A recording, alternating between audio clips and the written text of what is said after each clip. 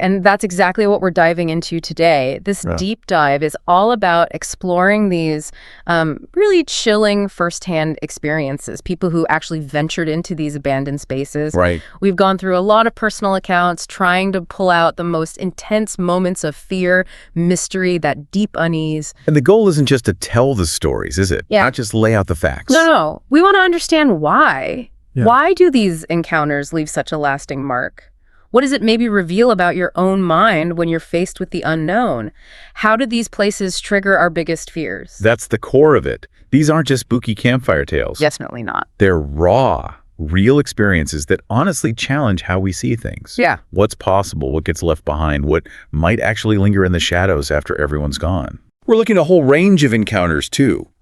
From, unsettling figures that just seem to appear out of nowhere. Right, like are they real or are they not? Exactly. To phenomena that just defy any logical explanation. Things that genuinely change the people who witness them. Each story is unique, its own confrontation with the unknown. But they all share that common thread, don't they? That unsettling feeling that some places hold secrets that just refuse to stay buried.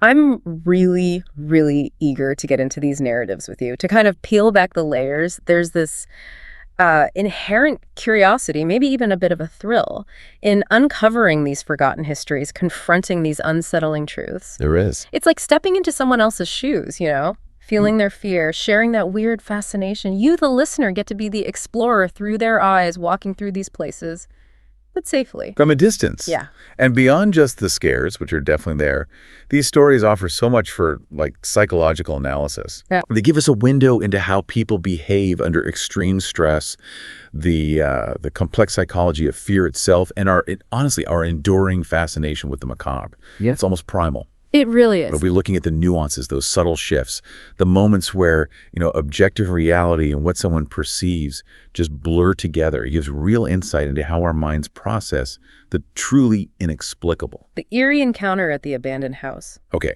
let's start with our first deep dive. We're heading into the unsettling quiet of an abandoned house. This story comes from someone who was just 15 at the time. Pretty cautious kid. Okay. But their older brother, Antoine, who was 18, he had this insatiable desire to explore abandoned, eerie places, old houses, cemeteries, hotels. That was his thing. The thrill seeker. Totally. It was his passion, really. Fueled his weekends. But our narrator, much more cautious. Yeah. Happy staying inside, playing video games. The classic dynamic, the adventurous older sibling and the more hesitant younger one. That contrast is interesting. It sets up this potential for tension, for shared, maybe even coerced experiences. Yeah, definitely coerced in this case. So this one afternoon seems pretty ordinary. The narrator's deep into a gaming session in the living room, controller in hand, totally focused. Yeah. Then their best friend from school shows up, joins the game. They're playing, laughing, trash talking, you know how it is. Uh-huh. And then the friend just casually mentions this huge, supposedly abandoned house on the outskirts of town, deep in the woods. And that's the spark, the local legend. Big go. It wasn't just abandoned, it was the abandoned house, steeped in rumors. Which makes it irresistible, especially for someone like Antoine. Exactly. Yeah. The friend starts talking about the local legends, whispers about it being haunted by restless spirits. Maybe some tragic, violent stuff happened there decades ago. Mm-hmm. The mystery factor. Totally. The truth was all mixed up, conflicting stories, which just made it even more appealing to Antoine. So Antoine hears the laughter, wanders in from the kitchen, grabbing a snack. He leans against the doorway, listening. And you can just picture his eyes lighting up. Oh yeah, that familiar spark. He goes, an abandoned house, huh? Sounds like the perfect spot for an exploration. Oh. The narrator glances at him, feeling that cold dread creep up. Antoine was always fearless, but the narrator, not so sure about a place with such dark rumors, especially not alone. Right. Before the narrator can even protest, Antoine turns to them, look of determination. Come on, little bro, he says, all persuasive. You're coming with me. The pressure's on. Big time. The narrator hesitates, feeling that weight of expectation. Doesn't want to let him down, but honestly, the idea of Antoine going alone is somehow even worse. That's interesting. The protective instinct kicks in, even overriding the fear. Yeah, exactly. Yeah. So, reluctantly, gut full of foreboding, they agree. Just hoping it'll be quick, uneventful, forgettable. Famous last words in these stories, usually. Right. And that reluctance, the eventual agreement, it really shows that social influence, that desire for validation, especially with siblings. The younger one, despite being cautious, gets swayed. Maybe fears looking less brave or missing out on this big shared thing. It pushes people into situations they'd normally avoid. Definitely. So the journey starts. They borrow their dad's old pickup truck, engine coughing to life, classic horror movie sound. Adds to the atmosphere. They head to the edge of town. Drive is pretty quiet, just that hum of anxiety building. As they get closer, this heavy silence falls over them. The unspoken tension. Yeah. Antoine parks the truck hidden behind some overgrown trees. Very strategic, hiding it from view.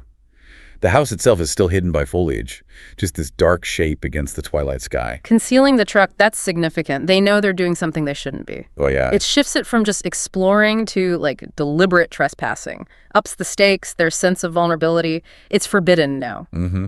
They start walking down this cracked concrete road that used to lead to the house. Now it's all overgrown with weeds, bushes, nature just taking it back. Reclaiming the space. The air feels thick, damp earth, decaying plants, that slightly sweet smell of rot. Every step echoes, amplifying that growing apprehension. You can almost smell it. They keep walking, maybe 5 minutes go by, and the narrator just gets this urge, glances back over their shoulder. There she is, a woman, walking behind them, unnaturally calm, hands folded behind her back, steady gait. Whoa, out of nowhere. Totally unexpected. Yeah. Sends this immediate chill down the narrator's spine. They whisper to Antoine, "Do you know her?" Voice barely there. Heart must be pounding. Oh, yeah. Antoine keeps looking straight ahead, shakes his head slightly. "No idea," he mutters.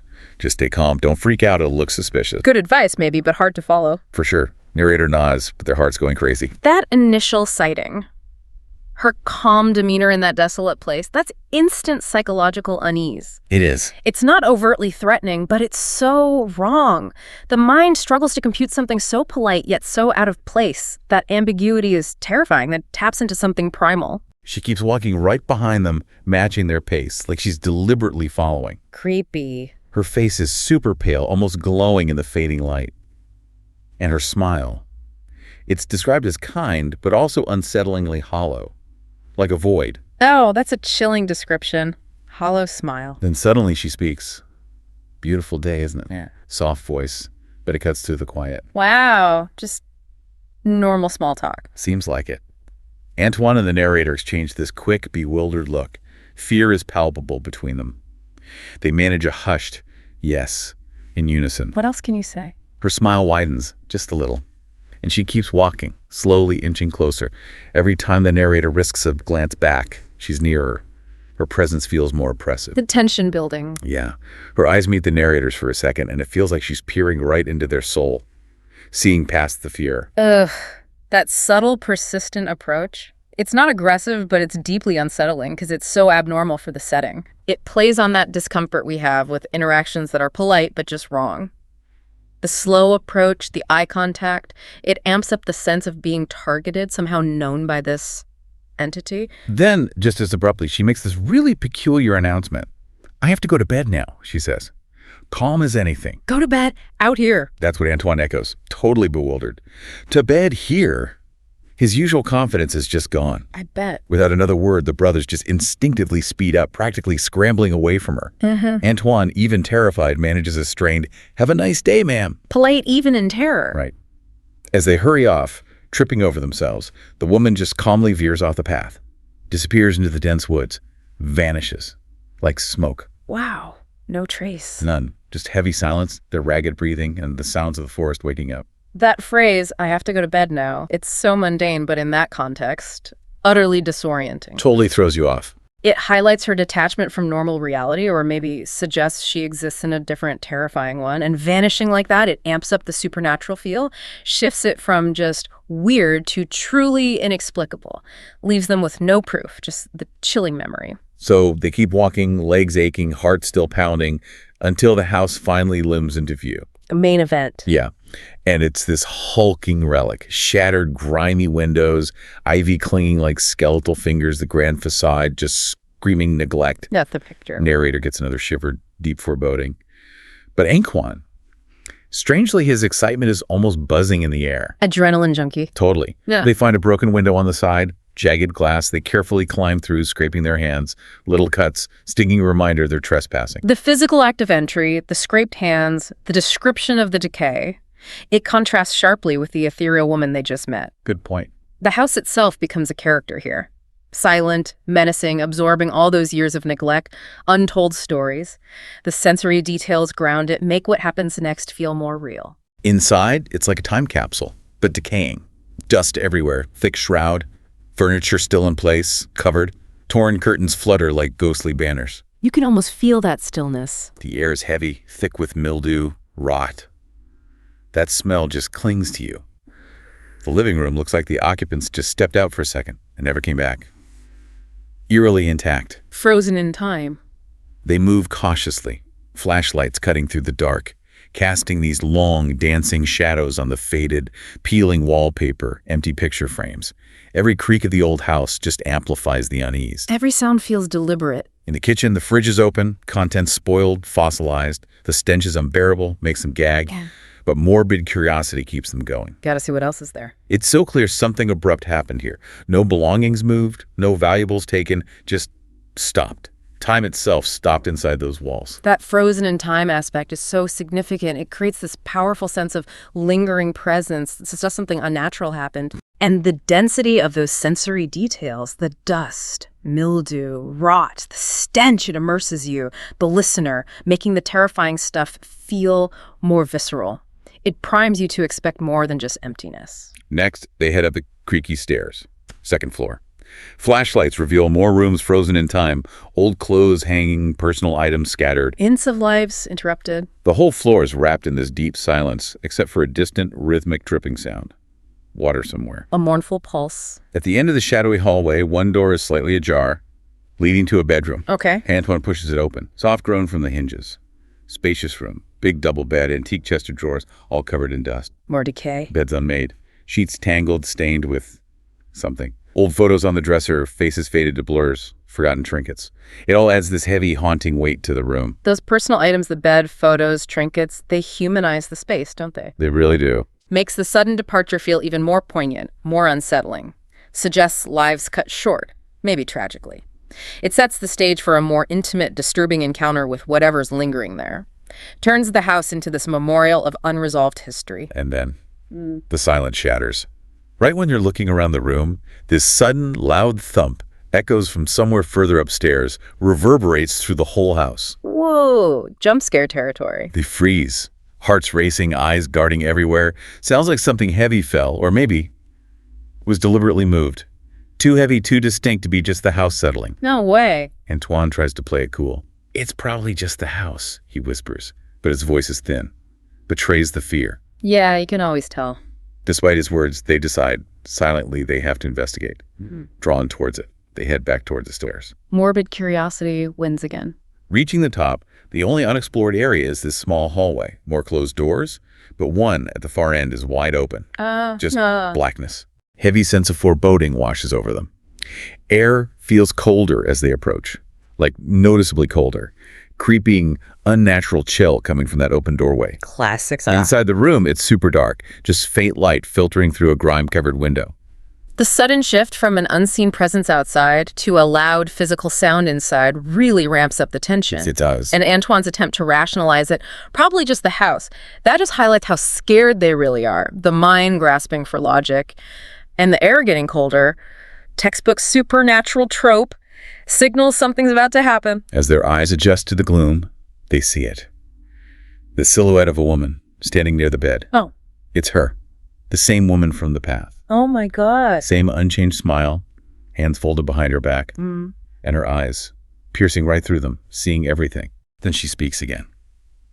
Calm, inviting voice, but with this chilling detachment. Do you want to see what's behind my back? Okay, here's where it gets really interesting. The way she just appears again inside the house and asks that question, it sends shivers right down your spine. It absolutely does. It suggests she's not just some passive ghost, but something taunting, knowing, almost playing with them, daring them. Yeah. And that question, so detached, coupled with her unchanged look despite being inside now, That's masterful psychological horror. It really is. It's a direct challenge not just to them being there, but to their whole understanding of reality. The mind just scrambles. Is it physical, supernatural, their own fear manifesting? That ambiguity is the core of the terror. It forces you to confront something operating outside your reality, leaves that lasting, unsettling feeling. Antoine's face just goes white. His usual bravado completely evaporates. Go to hell, he spits out, voice cracking with pure fear. Snapped him right out of it. Instantly. Grabs the narrator's arm, yanks them out of the room. They sprint down the stairs, footsteps echoing like gunshots, hearts pounding. Pure flight response. Front doors ahead. They burst through it into the cool night air. Relief. But they don't stop running. Not until they're back in the truck, panting, trembling, completely shaken. Adrenaline dump. Antoine's hands are shaking, fumbling with the keys, jams them in, floors it. Engine roars. They speed away, leaving the house shrinking in the rearview mirror. Narrator's legs feel like lead, nauseous from the terror. The complete collapse of Antoine's confidence is maybe the strongest sign of how terrifying it was. A good point. It shows whatever they saw hit a primal nerve, bypassed his usual adventurous spirit.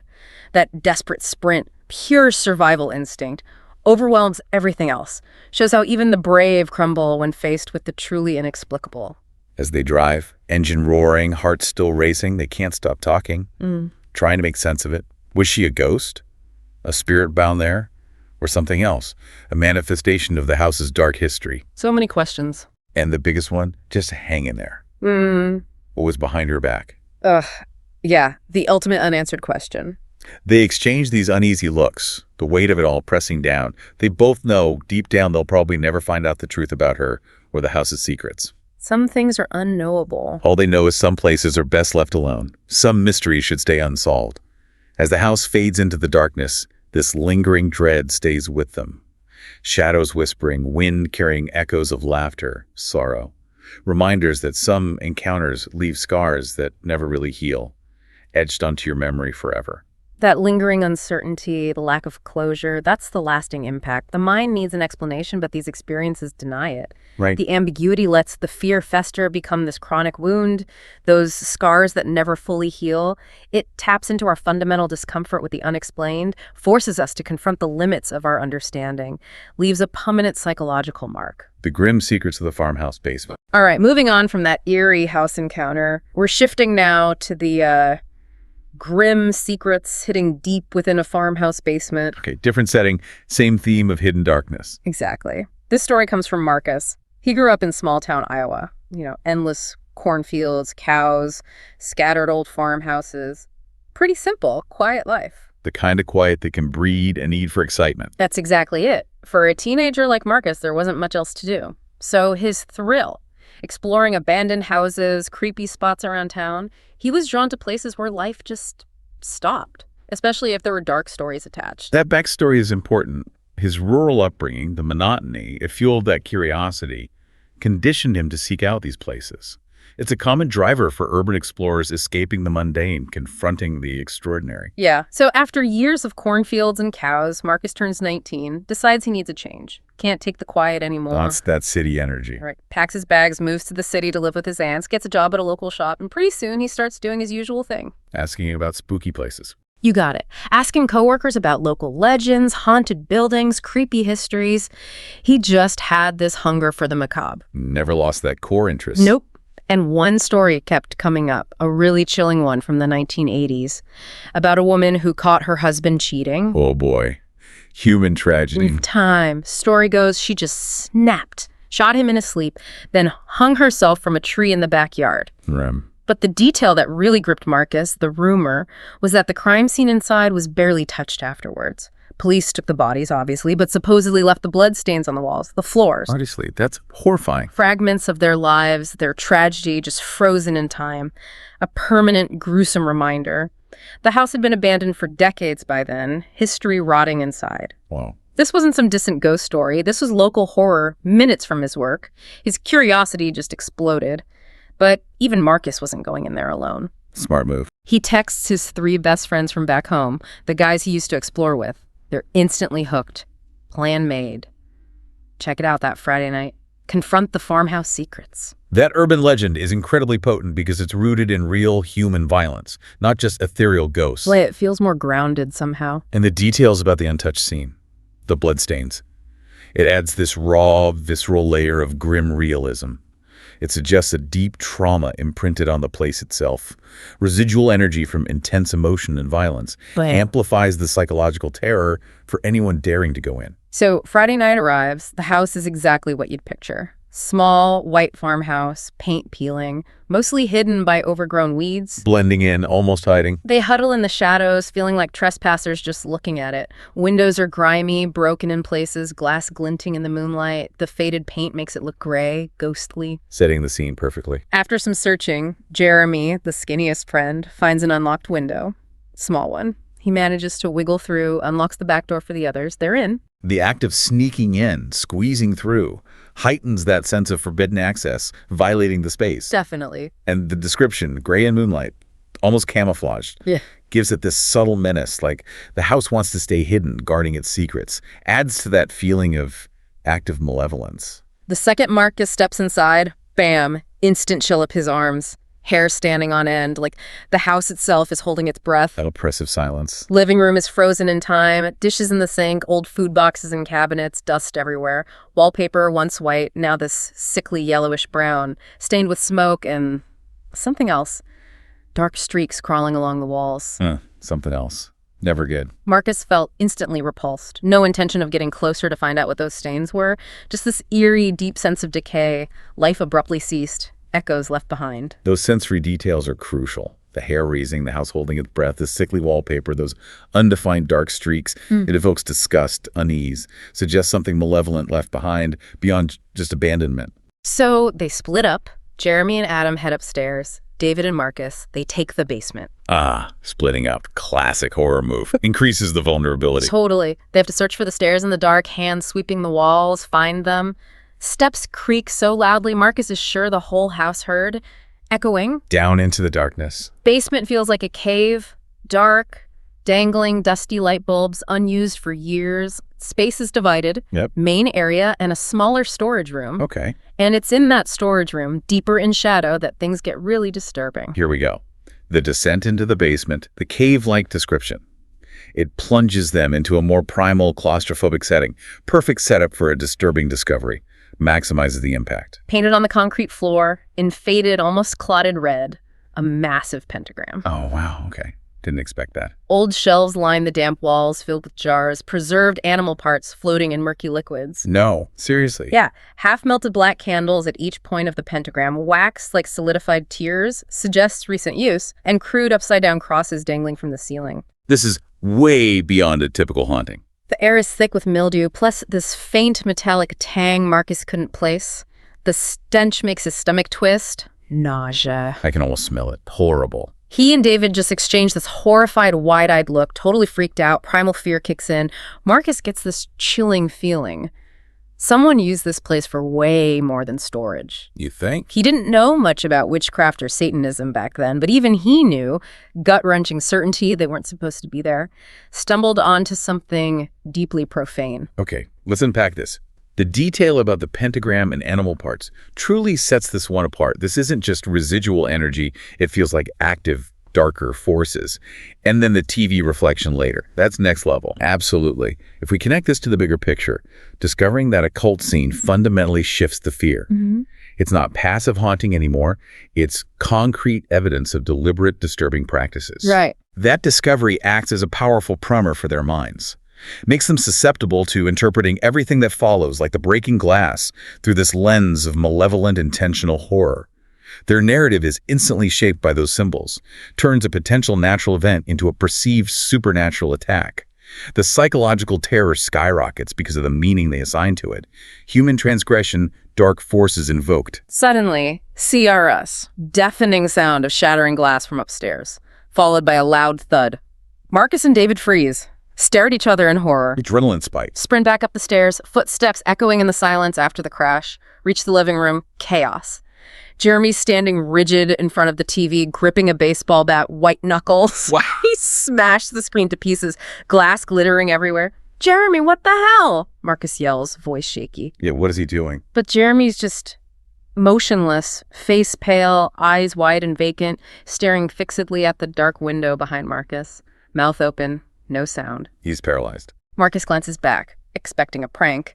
But Jeremy's expression, pure terror, makes Marcus's blood run cold. He turns slowly towards the window, heart pounding. And sees. Just outside, faintly lit by moonlight, a woman, long gray nightgown, staring back through the broken glass, face in shadow, but her eyes glinting, locked onto them. Malevolent intelligence. No way. The woman from the legend. Seems like it. And in her hand, she's holding a brick, lifting it slowly, deliberately, like she's about to hurl it right at them. A clear threat. The sudden violence, the shattering glass, jolts everything into high alert. Jeremy's catatonic state speaks volumes about the terror he felt. Easily. And the woman appearing outside holding a brick that shifts it from subtle unease to direct, tangible menace. Confirms their worst fears. They all duck instinctively. Collective gasp, brace for impact, loud smash again, glass shatters, explodes inward, but nothing hits them. What? How? Marcus looks up, adrenaline pumping. Through the gaping hole where the window was, the woman's gone. Vanished. Just like that. Then this chilling detail hits him with a lurch. All the shattered glass is on the outside of the house. We're outside. Yeah, as if the window is broken from the inside. Impossible. That changes everything. Jeremy drops the bat, clatter echoing, eyes wild, fixed on the empty space where she was. "We're getting out of here," he whispers, voice raw with terror.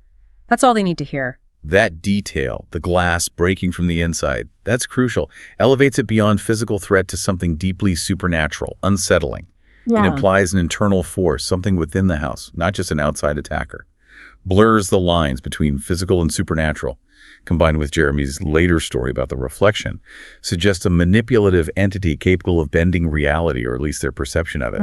Amplifies the psychological horror, leaves that indelible mark of terror. They bolt for the door, shoving each other in panic. Desperate scramble, burst into the open air, relief. Rhythm. Tumble into the car. No one says a word. Marcus doesn't dare look back. Fears seeing her in that broken window, watching them leave. I wouldn't either. Speed back to Marcus's place, flooring it. Later, much later, nerves calm down a bit. Marcus asks Jeremy why he smashed the TV. Yeah, the million-dollar question. Jeremy's answer, low, trembling voice, chills Marcus to the bone. Every time he passed the TV screen, he saw her reflection behind him, standing in the room, watching him. Silent, malevolent presence mirroring his every move. Oh my God, that is terrifying. Years pass. The house, that container of grim secrets, gets torn down. Just a silent patch of land now. Blends into the Iowa landscape. Gone physically, but not mentally. Exactly. Marcus will never forget that night. Or her chilling look, like she was patiently, eternally waiting for them to return, waiting to finish something. Jeremy's revelation about the reflection is exquisitely terrifying. It means the entity wasn't just outside, observing. It was inside their reality, mirroring them, inhabiting their space. Yeah, that's the worst part. Blurs the line between physical and psychological haunting. Makes the threat feel personal, inescapable. The house being torn down, superficial closure. The psychological impact, permanent. That feeling she's still waiting. Suggests a perpetual, unresolved threat. Lasting horror that defies time. The abandoned gas station on a stormy night. Okay, let's shift landscapes again. Our next journey takes us to a desolate, rain-swept highway in Pennsylvania. An abandoned gas station on a truly stormy, terrifying night. Sounds like a classic setup. Isolation, bad weather. Totally. This story is from a cable company employee. Driving cross-country to Maine, visiting friends and family. 4 days in, deep in Pennsylvania. Back roads, endless stretches of isolated one-lane highways. Getting lost out there is easy. Lights fading fast. Weather turns violently. Sky just opens up, pouring rain, and then the dread sets in. Almost out of gas. Oh no, worst combination. Pushing on, squinting through the rain, eyes strained, just praying for a gas station to appear before the car dies. Stranded in the dark. Feels like forever. Nothing but trees, rain, endless road. That scenario is pure survival horror fuel. Heightens vulnerability, primal fear. Exactly. We've got geographic isolation, dwindling resources, fuel, worsening weather, desperation. Puts the person in a supremely vulnerable state, physically and psychologically, makes them hyper-aware, susceptible to fear and perceived danger. Classic stage for a visceral experience. Just as the gauge hits rock bottom, a lifeline. A faint sign glowing through the fog. Barely visible. A gas station. Relief. Narrator lets out this huge sigh, squinting at the flickering neon open sign, pulsing like a dying heart, but right then, brightest beacon imaginable. Hope arrives. Pulls in, tires hissing on wet asphalt. But immediately something feels off. Tiny rundown building, barely a shack. Two ancient, rusty pumps. Faint, erratic light flickering inside. Looks like it was dragged out of another era and abandoned. Stranded in time. Not exactly reassuring. Dusty, crumbling. Colors faded to gray. Barely visible through the rain. Narrator gets out, pulls jacket tight, rain instantly soaking through. Tries the first pump. Swipes card. Nothing. Blank, grime-covered screen. Dead. Okay, not good. Tries the second pump. Same dead response. Frustrating silence. This place is derelict. The initial relief at seeing the open sign quickly turns to unease as the reality sets in. Right. That description, dragged out of another era, personifies the decay. Suggests it's not just old, but maybe outside normal time. A stagnant pocket of the past. And the non-functioning pumps. Crucial. Heightens the desperation. Forces interaction with the unsettling building. Eliminates easy escape.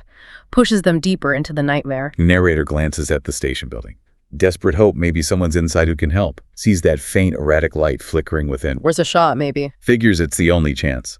Jogs over, shoes squelching, water soaking through. Cold. Pushes open the old groaning door, steps inside, freezes instantly. Breath catches. It's truly a ghost of a gas station. Shelves toppled, stripped bare, decades of dust. Empty. Abandoned. Air is thick, stale. Smells of mildew, damp decay. Wow. Utterly derelict. Only sound. The low hum of that dim, flickering light in the back. Now they can see. It's not a ceiling light. It's a portable lantern. Or a flashlight, casting long, dancing shadows on the grimy walls. Hey, that's weird. A portable light. Gut twists with unease. Whoever left that light isn't running a business. That much is terrifyingly clear. It's a deception. The detailed interior solidifies that feeling of abandonment, desolation. The portable light, instead of offering comfort, enhances the isolation, the mystery, highlights the absence of normal activity. Ghost of a gas station feels literal, like the open sign wasn't hope, but a deliberate chilling lure, drawing the vulnerable deeper into its trap. Narrator can't stand it. Oppressive atmosphere. Steps back out into the rain, feeling this cold dread they can't shake. Turns to head back to the car and notices two figures standing by him. Oh no, not good. Silhouettes, half hidden in the rain. Two men, drenched. Clothes plastered to gaunt frames, peering inside the car windows. Faces pressed against the glass, looking around like they own it. Super creepy. What are they doing? Heart jumps. Narrator instinctively calls out, "Hey, what are you doing?" Both men slowly look up, heads tilt in unison.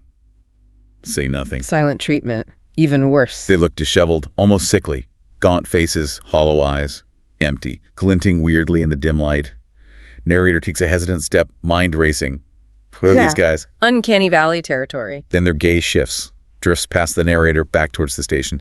Narrator turns slowly, follows their look, sees a third man stepping out of the station's deep shadows. Third one. Looks even worse. Stringy, wet black hair plastered to his face. Skin sallow, sickly.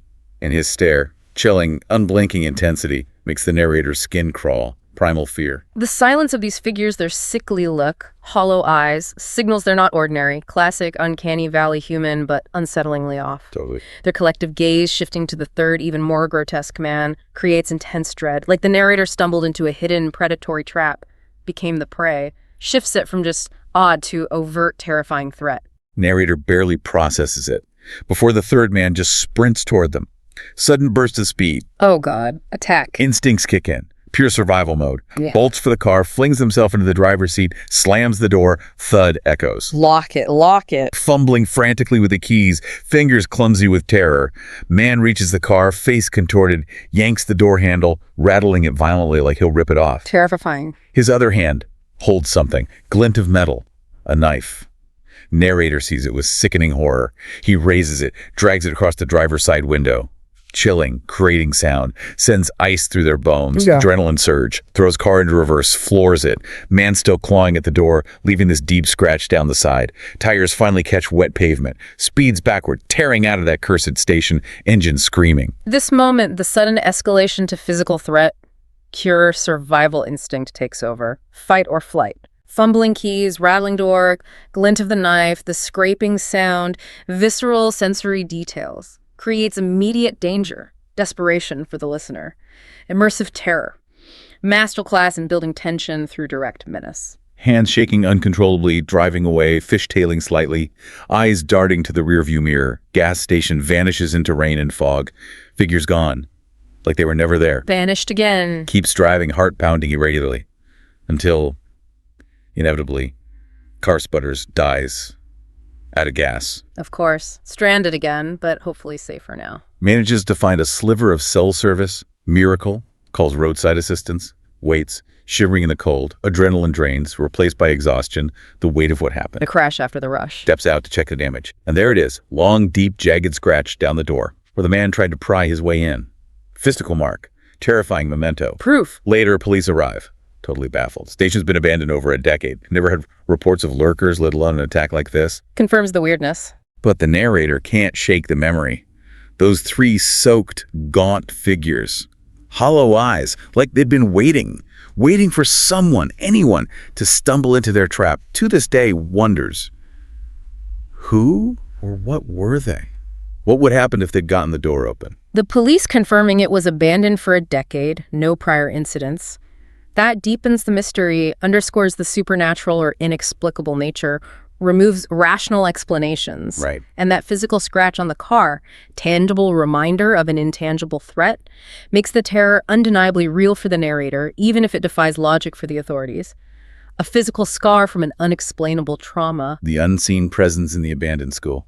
All right, for our final deep dive, we're heading into the silent, dusty halls of an abandoned school. And this one has a really poignant personal connection for the narrator. Oh, interesting. Adds another layer. Yeah.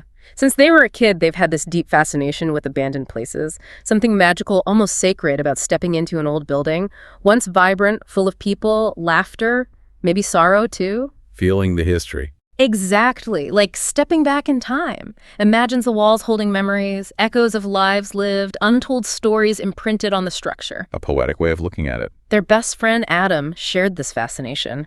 For months, they'd planned a secret trip to explore this old, crumbling school on the edge of town, empty for years. Massive building, boarded up windows like vacant eyes, rusting doors. Sounds imposing. The narrator's emotional connection, the idea of walls holding memories, it adds a more melancholic dimension than just thrill-seeking. Suggests a deeper search for understanding, connection to history. Not just an adrenaline rush. That vulnerability, that investment, makes the terror they encounter later even more impactful, turns it into a personal nightmare. And this specific school wasn't just any old building, it held personal history. Their dad told them once. Their grandparents actually met there, as teenagers. Wow, no way. Yeah. Young love blossomed in those halls. Knowing that, connecting the place to their own family story, added this extra layer of excitement, emotional resonance, made it irresistible. That definitely raises the stakes emotionally. So finally, this past Thursday, curiosity and that family connection win out. They commit. Gear up, flashlights ready, determination set. Head to the school as daylight fades. The witching hour approaches. Getting inside, first big challenge. Place seemed determined to keep them out. Every door bolted, entrances sealed, like it had a will of its own. Resisting intrusion. But eventually, after searching, they find a way. Climb a sturdy old rain gutter onto a creaky fire escape leading to a half-broken window high up on the roof. Risky. Messy, precarious, struggling with rust, gravity, hands scraped, clothes snagged, but finally they wiggle through. They're in. The personal connection, grandparents meeting there, makes it a deeply personal quest. And the difficulty getting in, the building seeming to resist, establishes that sense of defiance against its unspoken will, foreshadows the unwelcoming presence inside, sets up a psychological confrontation. Inside. The school feels frozen in time, suspended in decay. Dust everywhere, thick, undisturbed blanket, faded posters clinging to classroom walls, messages barely readable ghosts of lessons past. Silent history. Rusted, empty lockers line the halls, doors open like mouths, flashlights cut through the dark, casting eerie, dancing shadows, making the familiar seem terrifyingly alien. Shadows playing tricks. Move slowly, cautiously. Through derelict classrooms, the principal's silent office, long, echoing hallways stretching on forever. Each room, a relic, a piece of history waiting. Silent witness. The frozen-in-time quality, the extreme dust and decay, creates that potent atmosphere of abandonment, stagnation, immersive. Definitely. And the flashlight's only showing parts of the darkness. Brilliant. Enhances the unknown, plays on that primal fear of what lurks just beyond the light, what's unseen but present. Their exploration leads them eventually to the basement. Dark, foreboding, partially flooded, murky black water covering the bottom stairs, disappearing into unseen depths. Nope, don't go down there. Standing there, looking down, gives the narrator this deep, visceral dread, like staring into an abyss. unknown horrors. Trust that feeling. They decide, silent shudder, not to risk it, slipping on algae-covered steps into foul, stagnant water. No thanks. They move on, back upstairs. Good call. Next, they find the gymnasium. Huge space. Narrator imagines it's prime kids cheering, coaches shouting, sneakers squeaking. The ghosts of sounds past. But now, just vast silence, dust, grimy benches, cobwebs like ghostly decorations, basketball hoops barely hanging on, one broken on the floor, ripped down maybe. Eerie. Air thick with mold, decay, clings to you. Each step echoes unnervingly.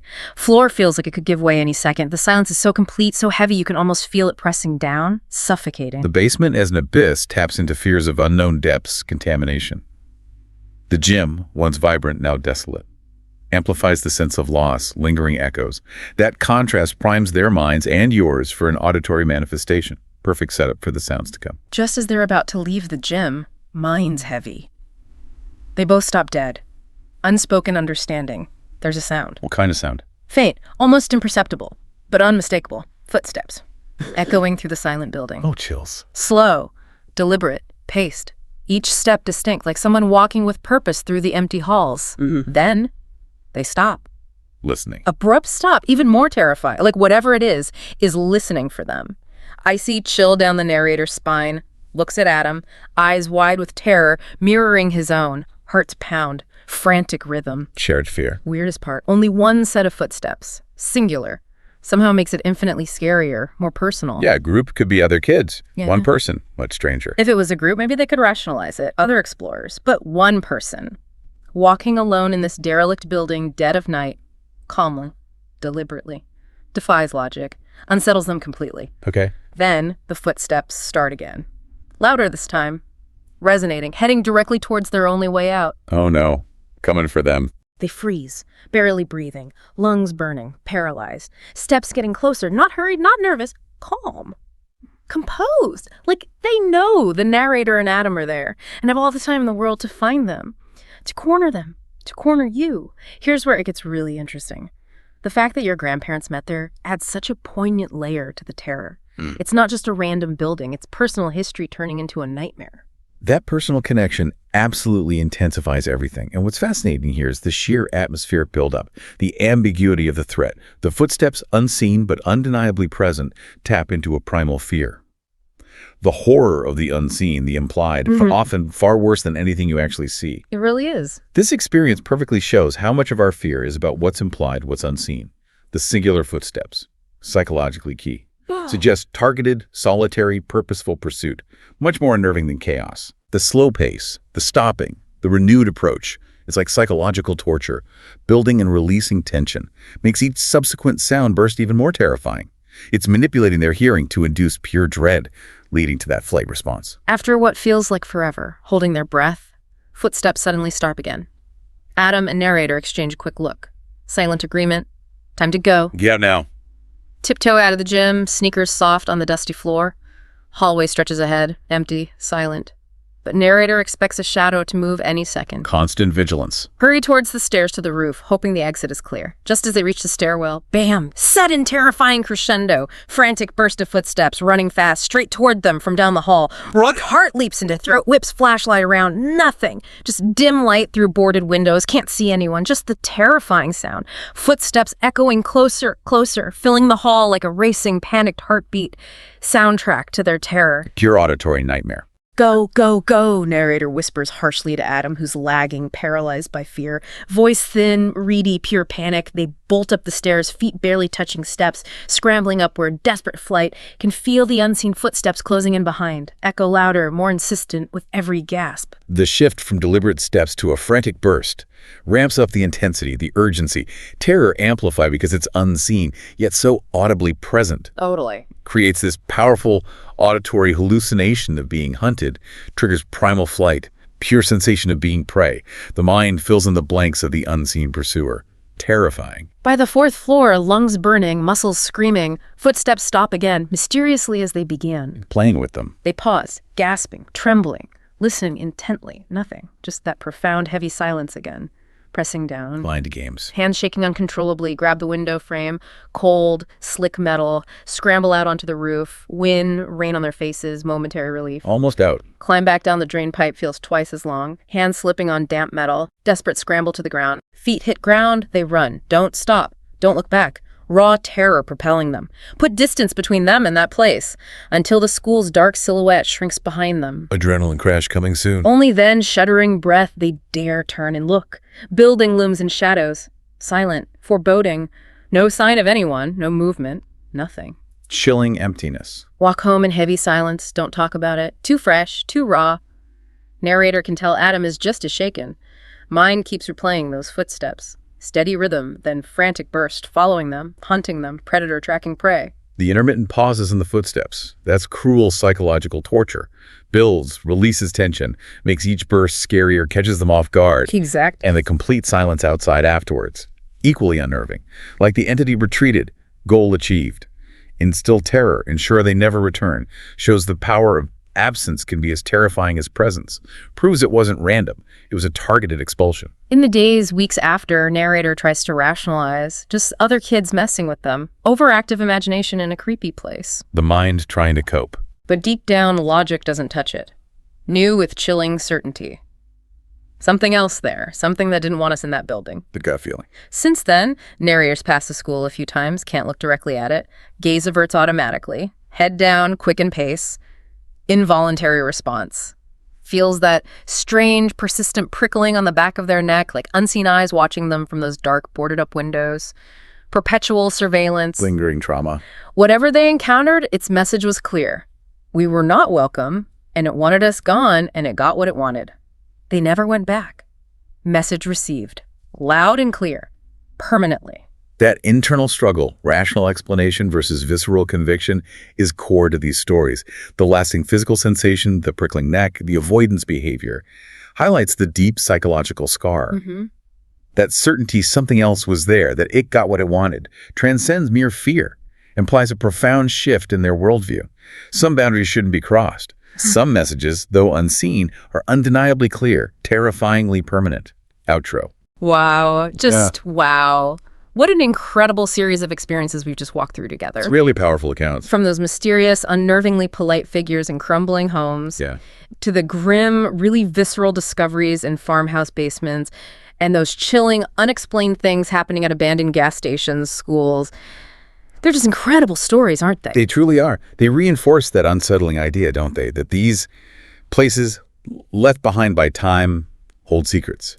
Deep, often disturbing secrets. And sometimes those secrets don't want to be uncovered. They actively fight back. Exactly. They become these compelling, unsettling canvases for our deepest fears, our anxieties, those lingering echoes of what used to be. Whether it's like the outright aggression of unseen footsteps chasing you, or that unsettling, almost taunting politeness of the woman asking what's behind her back, the power of the unexplained, the uncanny, it's just undeniable. So potent. And these encounters where questions just remain unanswered, where the truth is slippery, ambiguous. Paradoxically, they're often the most unsettling, the most memorable. They leave those scars that never fully heal, not just mentally, but deep down, changing how you see reality. Precisely. These narratives, taken together, offer this compelling look at our enduring fascination with the unknown. That drive we have to explore boundaries and that razor-thin line between curiosity and real danger. These experiences make you wonder. Maybe some places do absorb the energy, the trauma of what happened there, like emotional sponges, manifesting that energy in ways we can't explain. It feels like that sometimes. Or maybe these desolate spaces are just a perfect stage, pre-primed for our deepest fears to manifest, amplified by isolation, decay, the power of suggestion. The human mind, under that kind of stress in that kind of place, can become a powerful co-conspirator in creating its own terror. A complex interplay. Between the external place and our internal landscape. Absolutely. It really makes you think, doesn't it? What truly draws you, the listener, to abandoned places? To the edges of the known and unknown? Are we just seeking echoes of the past, trying to connect with history? Or is it something deeper? Yeah. Are we maybe unconsciously looking to confront something in ourselves, challenge our perceptions of what's real, what's possible, push our own boundaries of courage, understanding Confrontation with the self, perhaps. what unseen presences, what untold stories might be waiting patiently in the abandoned corners of your local area, silently beckoning from the shadows? And if you had the chance, if the opportunity came up, would you dare to seek them out? A provocative thought to leave people with. Think about it, and maybe, just maybe, look a little closer at those forgotten places you pass every day. Thanks for joining us on this chilling deep dive. Thanks, everyone. Until next time, stay curious, and above all, stay safe.